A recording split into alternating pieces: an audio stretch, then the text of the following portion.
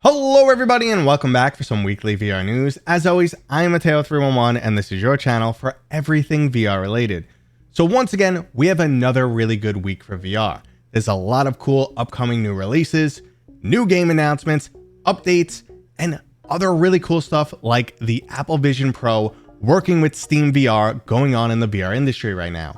However, it's not all 100% good news because Ubisoft wasn't really happy with their sales for Assassin's Creed Nexus, so it looks like they're kind of pulling out of VR. We'll discuss all this, the good and bad today, and there are of course links and timestamps if you want to skip ahead. But before we jump in, video is brought to you by my sponsor, Kiwi Design. Kiwi has accessories for all of your favorite headsets, and they finally started releasing some new products for the Quest 3. On screen we have their brand new extra comfy Quest 3 Elite strap. I've been using head straps from Kiwi for years now, and they're hands down my favorite. There's a link to Kiwi down in the description, and don't forget to use discount code Mateo311 for 5% off and to help support my channel. Okay, so let's start off like normal with the check-in, and that's what exactly have I been up to in the VR world. Well, my addiction to the Asgard Wrath 2 Uncharted Rifts continues. I play that basically every single day. I still jump into Underdogs even though I beat it. I do like to, just punch some things, get the blood flowing. That's still a lot of fun. I've also now added in Legendary Tales. You guys have heard me talk about that game many times before. I love it. Which brings me to the next point. I've started community game nights. So Tuesday night, 8 p.m. Eastern Standard Time, I've been jumping in with my community, playing things like Walkabout, Dungeons of Eternity. I'm planning to add Legendary Tales in there. So go join the Discord. Add yourself to LFG looking for group. And when we're playing, I will ping you and we'll just jump in, have some good gaming time. But let's move on right into this week's new releases, starting with the Call of Duty style shooter Alvo making its way onto PC VR. There's a ton of PvP multiplayer shooter competition out there, but if you're looking for a game that comes the closest to something like Call of Duty Modern Warfare 2, well then in the VR realm, that's Alvo. It features those staple items like different weapon loadouts, character perks, and kill streaks. So if you enjoyed a game like Contractors, but you're a bit bored of it now, you might want to go ahead and look into Alvo. If you're looking to spice up your VR gameplay, we have the erotic RPG Iragon. So yes, I do blush a little bit every time I mention this game because it's almost cringy. Come on, the description is a story about a magical girl, elves, and a bisexual sorceress. So obviously they're selling to a very specific clientele here. And I don't know if the overall combat in the RPG is good or it's just an excuse to get to cutscenes of girls with boobies. Seriously, I don't know what's going on here. They do have a free demo. The prologue is up there. You could jump into it, test it out. It does have positive reviews, but honestly, I don't want to talk more about this game. So let's move on. If you ever wanted to experience an old school light gun arcade shooter like Time Crisis, but in VR, Undercover is going to let you do just that. You could jump in solo or online co-op and then blast your way through an arcadey story-driven campaign. Now I've already started playing through this game, but can't speak on it just yet because of embargoes. However, if you are looking for some casual old school arcade shooter action, Undercover definitely delivers. Now on the opposite spectrum of casual co-op is the competitive shooter Vail VR. After years of development, this game is finally making its way onto the Quest, and we'll see just how well it holds up against the competition. There's a small but rather strong PC VR following for this game, and soon we'll know how the overall Quest community responds to it. And last up for this week's new releases is Survivorman The Descent, coming to both PlayStation VR 2 and PC VR. So if you're looking to get stranded and get some hands-on survival experience from the man himself, Les Stroud, well then you probably want to go take The Descent. These new versions are bringing enhanced visuals compared to what's available on the Quest. So if you're interested in a game that teaches some one-on-one survival methods, go check out Survivorman The Descent. And that right there was this week's new releases. Like I said, it's a fairly good lineup, something for everyone, but let's move on to new game announcements and updates. Mage Theory, the studio behind story-driven content like Peaky Blinders and Doctor Who: The Edge of Time, is currently working on something completely different. They just announced version 0.16 of their parkour prototype game, Free Runners Championship. It's 100% free to play right now from either App Lab or SideQuest, and I always get really excited when a studio tries anything new. So if you want a glimpse of this project, go ahead and download it right now. Now on the topic of demos, we just had Steam's Next Fest, which unfortunately didn't have much for VR, but there was one cool looking game called Kid Pilot. Lately, VR's been doing an amazing job of recreating childhood experiences. I'm sure at one time or another you picked up a toy airplane and flew it around your house. Well, Kid Pilot is going to allow you to do just that in some beautiful VR environments. So So sure, this generation will grow up without an imagination, but at least the graphics will be a lot better. Now I'm not sure if this demo will still be available after today as Next Fest is ending, but if you're interested, go check it out and see if it's still on Steam. Now moving into game updates, the hidden gem title Barbarian just received a new roguelike mode. You can now battle through procedurally generated caverns, earn new resources and items, and of course battle for the top of a new leaderboard. Now if you've never tried this game, I highly recommend it, as it not only has some truly fun combat, but also combines a lot of unique mechanics like base building, RPG style upgrades, and asynchronous PvP battles. Definitely don't sleep on this game, especially since they're still pumping out updates. And speaking of updates, Among Us VR has pushed out a limited time gameplay mode called Lights Out. As the title implies, you'll now be playing your missions in the dark. Obviously, this changes up the gameplay a bit and makes you a lot more paranoid, but since this is only for a limited time and will be ending in mid-March, I highly recommend you jump in and check it out, even if you are afraid of the dark. Now last up, we have one more positive game story to go over, and that's the fact that it looks like we're getting an officially licensed Yu-Gi-Oh card game.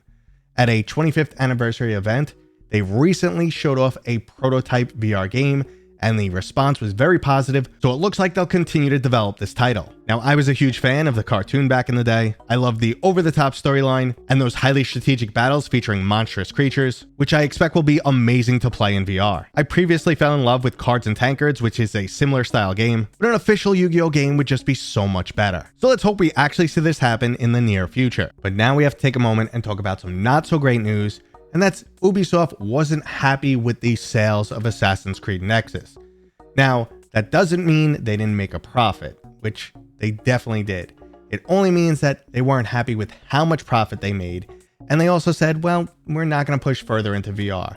Now, I can understand that position. They got into VR much earlier than other AAA studios, and while they did produce good games, I'm sure they've never made a lot of money. So comparing the amount of effort that went in for VR compared to a flat game and probably the margins, yeah, it's probably not great. And remember, these studios are in the business of making money. That's it. Bottom line, the top people are the money people. While I'm sure plenty of people that work in the studio want to make the best possible product and do truly enjoy the unique immersion that VR has to offer, the money people at the top will just push the studio into whatever makes them the biggest profit. And this right here is the topic I've been coming back to quite often. Now, I've been negative about the PlayStation VR 2 recently. I know people are frustrated with me on that, but I always mention sales and how the industry needs to grow. And once again, this is another AAA studio just saying, VR is not good enough, VR is not big enough, we don't make enough money. And just think about it, guys. The Quest outsells PC VR and PlayStation VR 2 30 to 1 usually, somewhere between 20 and 40 to 1, depending on what exactly you're looking at. But they have the potential for 40x sales, and Ubisoft is not happy with the amount of money they made. So what chance does PC VR or PlayStation VR 2 have? Seriously, you're going to take the overall profit and divide it by 20 in most cases.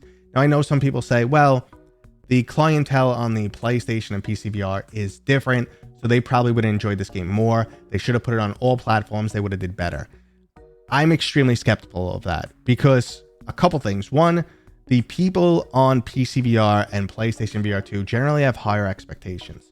So it's a lot more work to make the game look better, run better, have different effects on these other platforms. And then additionally, you're going to get smaller sales no matter what, just because of the player base. So more effort, less sales. Would it have helped? Probably not. That's why they didn't, originally decide to go PC VR and PlayStation VR 2. Supporting additional platforms is not free. It takes time, money, resources. And a lot of times these big studios just say those resources are better spent somewhere else, including flat screen games, mainly because we will just make more profit. End of story. So that's why I'm always harping on the numbers. I've never said, PC VR or PlayStation VR doesn't have superior products, because in a lot of cases they do. You just can't compete with the graphics, the overall robustness of games like Resident Evil 8 or Resident Evil 4 Remake, Half-Life Alyx, etc. You can't compete with those. However, if they don't sell, they're gonna be the exception, not the norm. If the player base isn't there, that's why we got one Half-Life Alyx and it's been 4 years, and we still say, how come no game competes with it? It wasn't enough to grow the industry.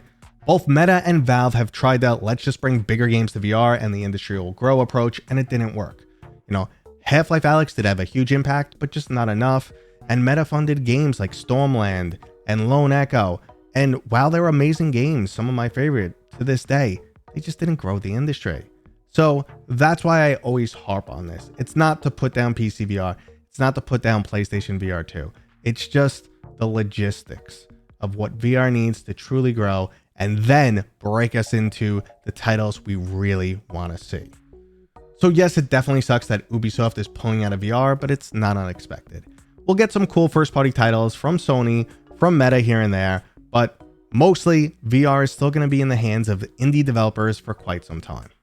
Now let's move on to just one more topic before we end this video. A lot of people are still buzzing around the Apple Vision Pro, but one topic that keeps resurfacing is the lack of games. This headset easily features the most capable hardware, but it's focusing almost entirely on productivity and media consumption. Well, it didn't take long for people to get SteamVR Remote Play working on this headset. As of right now, ALVR is just one of the applications that allows this to work, and you can stream your PC VR games over your Wi-Fi network, just like you would with AirLink on a Quest headset. Now, at the moment, there are concerns about controller support, but I've also seen a few examples of people getting index controllers to work. And Ivory VR, the developer of the PlayStation VR driver for SteamVR, who's currently working on a PlayStation VR 2 version, has also announced a version for the Apple Vision Pro. Now, the PlayStation VR 2 version has faced a lot of hurdles, but it sounds like things are going to be much easier for the Apple Vision Pro because it has its own onboard hardware, so we could expect to see an application in the near future. The developer of Virtual Desktop has also chimed in, stating that Apple makes development a lot harder than Android-based platforms, and he expects months of work before he'd be able to bring Virtual Desktop to the Apple Vision Pro.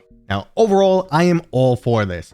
Anything that makes the overall community grow, 2 thumbs up.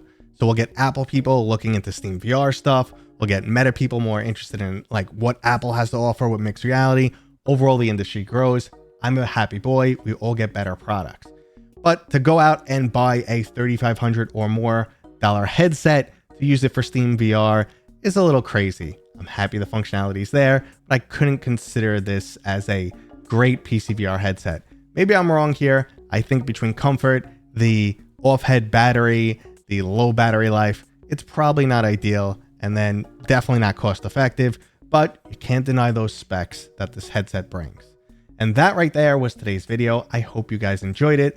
If you did, thumbs up, and I'm just gonna leave you with this kiddo. Thanks for watching. Subscribe for my daddy. Good job. Bye.